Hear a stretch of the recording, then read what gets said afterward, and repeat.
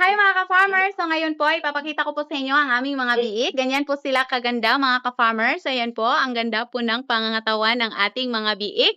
Ayan. Basta hitik sa gatas mga ka-farmers, ang mga biik po ay malusog. Yan po ang pinaka-importante po sa mga bagong silang na biik. Kailangan po na marami silang gatas na madede. Pero yung tanong dyan, kasi meron din pong mga mama pigs na kaunti yung gatas mga ka-farmers. Kahit na ano pang ginawa natin, kahit na nagbibigay na tayo ng supplement kay mama pig mga ka-farmers, hindi po yan maiwasan. Lalo na po kung hindi compatible sa katawan ng inahin yung supplement na binibigay natin. So wala siyang epekto mga ka-farmers.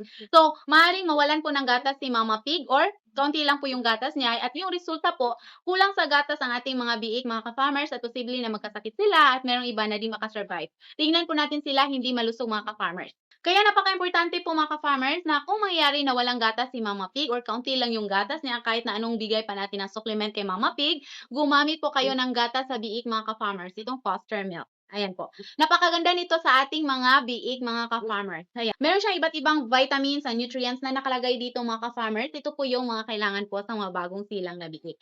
Kaya mag-avail na kayo mga ka-farmers dito sa ating link or sa ating yellow basket.